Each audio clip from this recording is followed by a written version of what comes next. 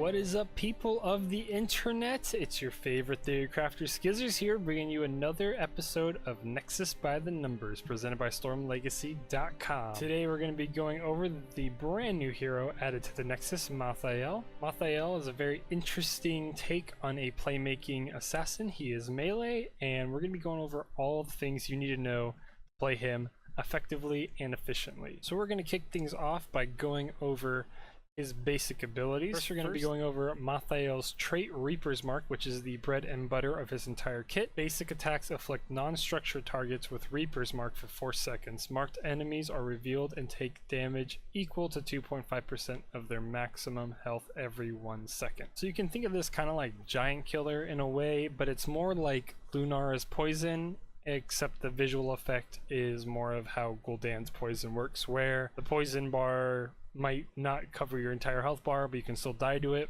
It's the same visual representation on your health bar that you get from Malthael, but it works more like Lunara's Poison. So to show off Reaper's Mark, we're just going to auto attack the training dummy. As you can see, the Reaper's Mark target is applied. You can tell by the gigantic blue marking on him.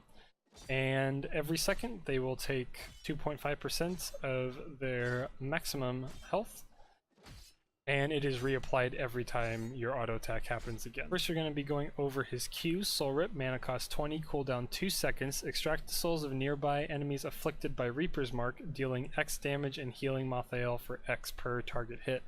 Heroic targets heal Malthael for an additional 3% of the hero's maximum health. So why the Q and the W are both blacked out is you can only use these when there's a target affected by the Reaper's Mark debuff. So if I go over and attack the training dummy, you have both of these active now, and I can use either of those abilities. And then if we just sit off to the side a little bit, once the debuff wears off, I can no longer use these two abilities. So Soul Rip's pretty self-explanatory.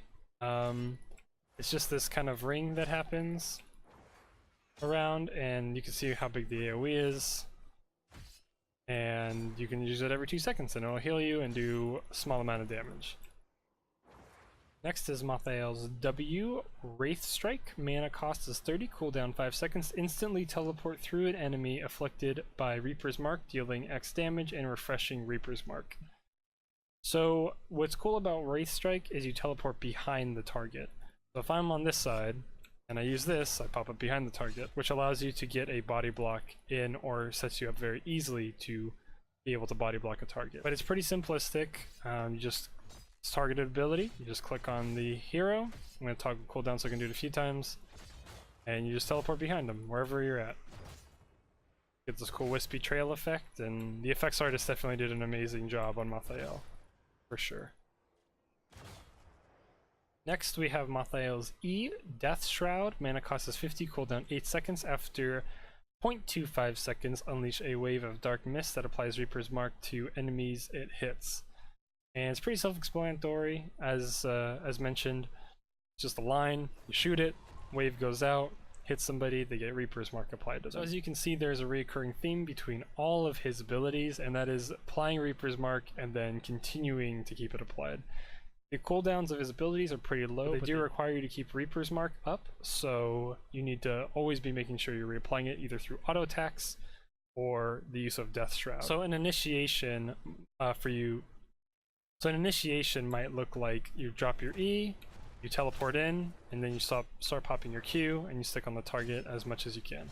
So now we're going to be going over Malthael's talents, and Blizzard did a really great job in allowing just about every talent to be useful, in the sense of there's an argument for every single pick.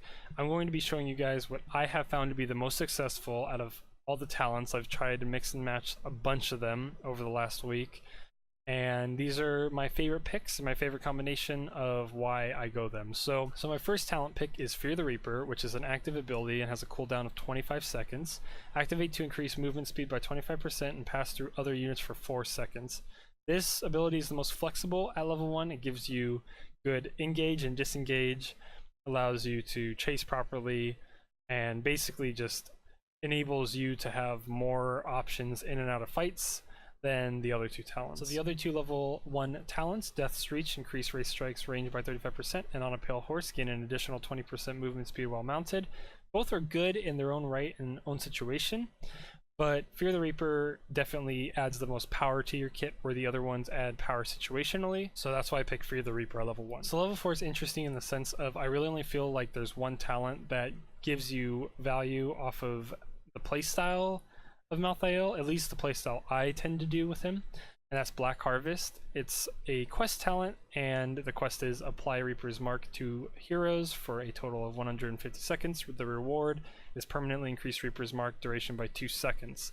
This is good for a few reasons. One, it allows you to have better poke, and also it combos really well into your level 16 talent that we'll be picking later. With the other two level 4 talents, Die Alone and Throwing Shade, I believe they're both good in their own right, and you can make an argument for both of them, but Black Harvest to me has been the most impactful level 4 talent that you can get. Level 7 provides you with 3 options for talents that allow you to pick based on where the game is going. So your default is going to be Cold Hand, which is Soul Rip slows enemies by 20% for 2.5 seconds. Now this is basically an infinite slow as long as you keep Reaper's Mark up, because the cooldown of Soul Rip is only 2 seconds. So since you have a 2.5 second slow, you can have an infinite 20% slow on everyone that has been affected by Reaper's Mark. And that makes Cold Hand your default go-to, but here's the stipulations for the other ones. So in my opinion, if they have 2 really tanky heroes or 3 semi-tanky heroes, that doesn't necessarily mean bruisers. That could be like an Asmodan or somebody that with just like a high health pool. Mortality is really good because you gain value off of Wraith Strike, dealing bonus damage equal to 4% of a hero's maximum health pool. You're really only going to gain a lot of value off of this if there are multiple tanky heroes. So 2 tanky heroes is always okay. I try to shoot for 3, and that could even be like a higher health pool assassin for instance, with mortality being the pickup there. Touch of Death is the last one out of the level 7 talents. It is an active ability, cooldown 30 seconds. Activate to reduce healing received by heroes afflicted by Reaper's Mark by 50% for 4 seconds. Now, technically speaking, this is the most versatile one, where you're always going to provide massive value to your team if your team is all going to engage at the same time, and you can hit everyone with Reaper's Mark. You pop Touch of Death, the heals are just going to plummet for the enemy team, and you should be able to clean up very easily. However, as you guys know, with most of my guides, I build specifically for solo, duo, and trio queues. 5 stacks, some of these builds are fine for that, but you can kind of vary your build a little more when you're with an entire group of people. When you're having to trust random people, sometimes plays don't happen the way they should, or the stun stacks don't occur, you know, the way they should. I only pick up Touch of Death versus Ariel and Morales, both of them negating you specifically as a hero. Ariel's burst heals are very strong against Reaper's Mark in general, and Morales' constant healing basically negates Reaper's Mark. All the other heroes you can kind of get away with not picking up Touch of Death and grab Cold Hand or Morality, but Touch of Death I would say is probably the best one out of this pool, but I don't necessarily think you should go it all the time. There's definitely a situation, a time and place for when Touch of Death is needed. So level 10 you have 2 ultimate choices, both very, very strong in certain situations. I'm going to explain why. Now, most people have been kind of leaning towards Tormented Souls as their main ultimate choice, and I would have to agree with that, but there is a stipulation in which Last Rites is much, much better. So Tormented Souls is the first ulti choice. Mana cost is 100, cooldown 80 seconds, gain 20 armor, and unleash a torrent of souls, continually applying Reaper's Mark to nearby enemies for 4 seconds. This tends to be the go-to just simply because you can constantly apply Reaper's Mark, which is your bread and butter of your kit, and you have it up for a lot of seconds, which can combo into a level 16 talent that you typically will grab. Now, Last Rites is really interesting because it does have a very niche situation where it is very, very strong and much better than Tormented Souls. So Last Rites mana cost is 100, cooldown is 75 seconds.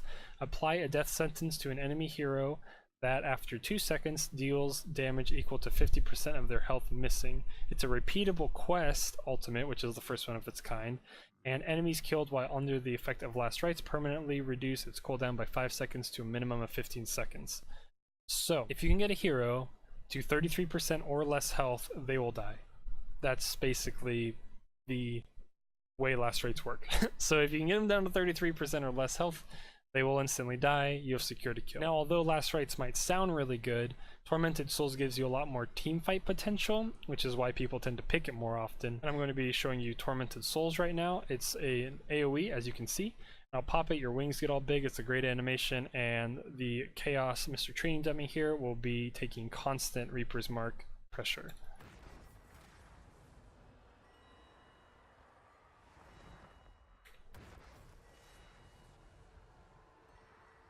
Now I'm going to be showing you the effects of Last Rite, what it looks like. It's got a pretty small cast range, and it looks amazing. So here I'm going to be showing what it looks like to Last Rite somebody. They'll have a skull over their head as such. You apply, and if you're going to kill them, the Reaper swings and you get a kill that way. So then you might be asking, well, what's the stipulation you talked about with Last Rites being better? Well, Tormented Souls, like I said, is your go-to pick, but Tormented Souls only gets value if you can stick to the targets, and specifically if you can only stick to multiple targets. So in the case where their entire enemy team is very mobile, maybe they have Genji, they might have a Li Ming as well, maybe a Diva, just heroes that you're going to have a hard time sticking onto. And maybe in that game that you really feel like you're only going to be able to stick on one, maybe two targets, then Last Rites is always going to be a better pick because you're going to get a lot more value, where Tormented Souls, in my opinion, you really only get value from 3+ heroes being affected by it, and that can be pretty easy to do in most games, which is why Tormented Souls is kind of like your 8 out of 10 pick. Usually I rate whatever the picks are, 9 out of 10 pick is this, and the one time you don't pick is this other thing. I kind of consider Tormented Souls an 8 out of 10 pick, where you're basically going to be going this unless the other team is very mobile.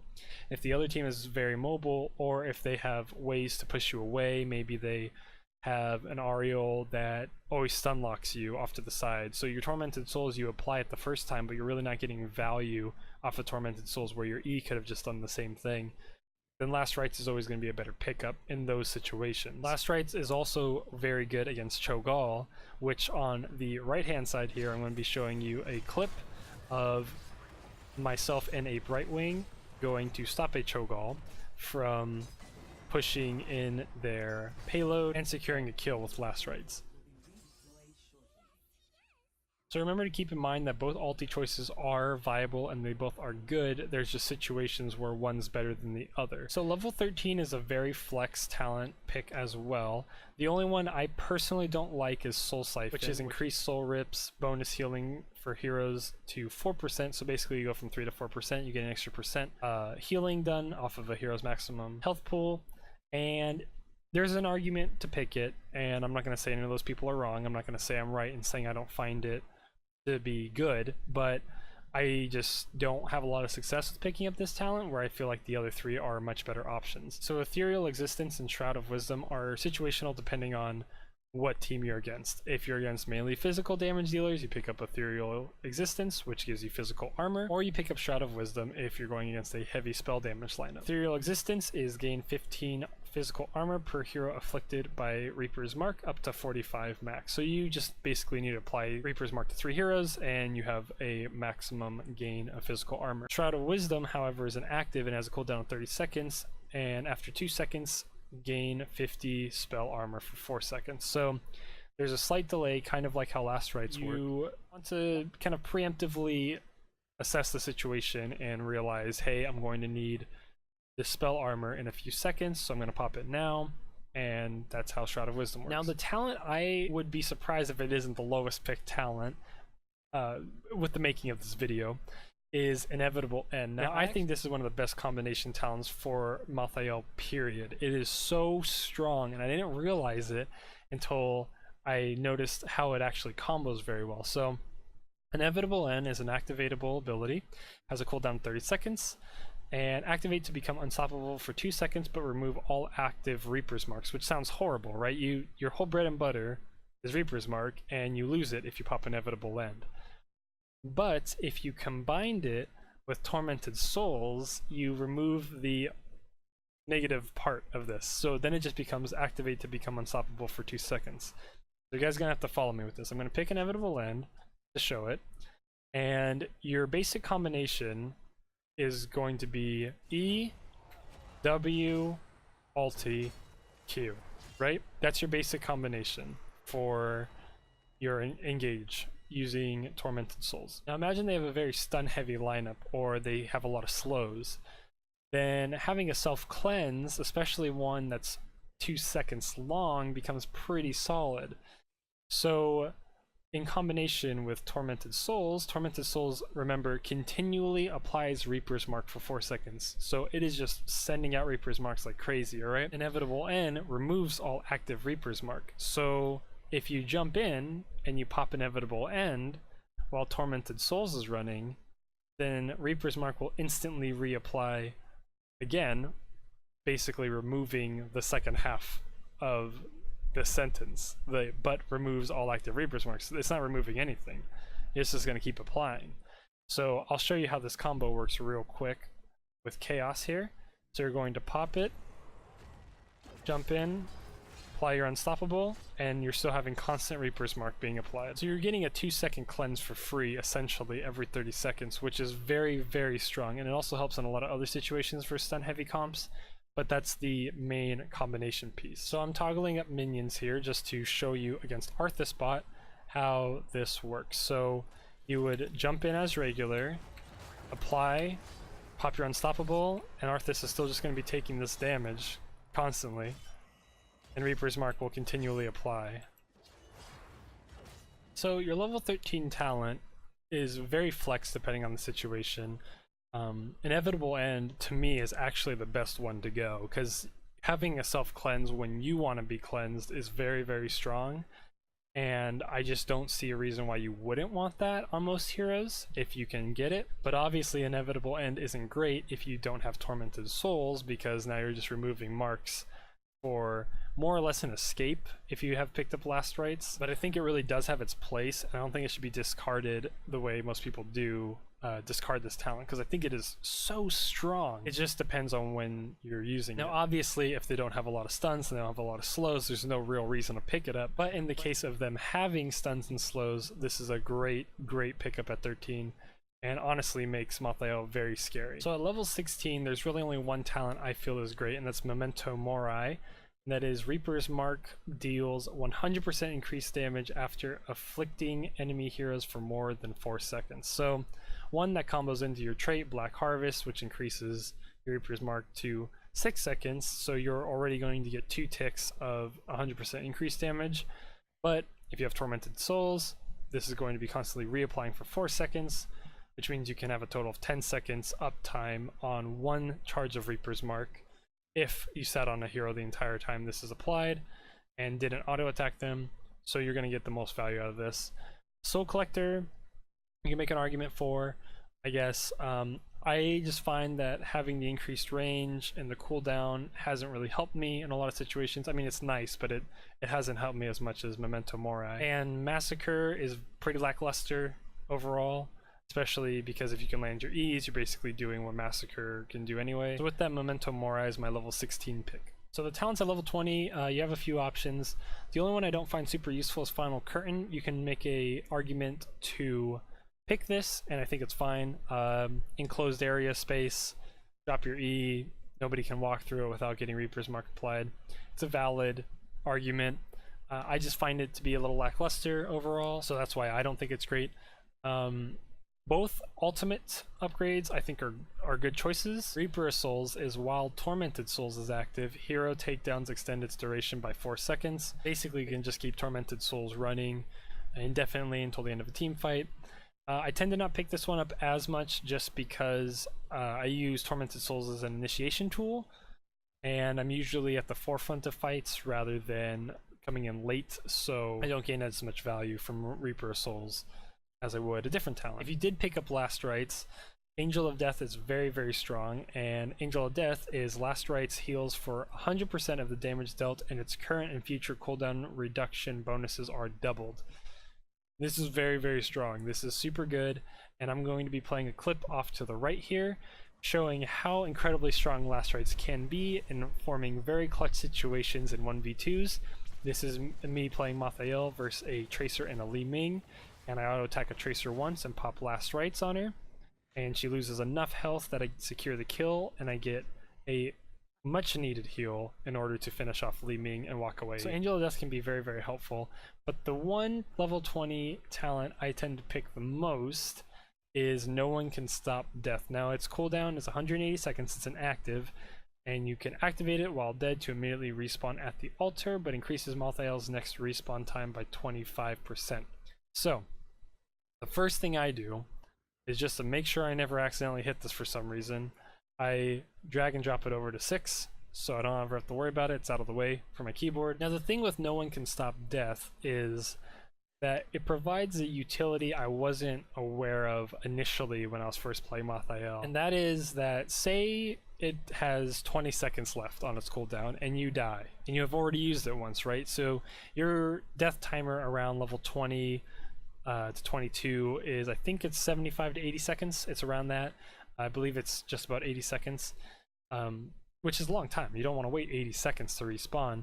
But say No One Can Stop Death is on 20 seconds, right?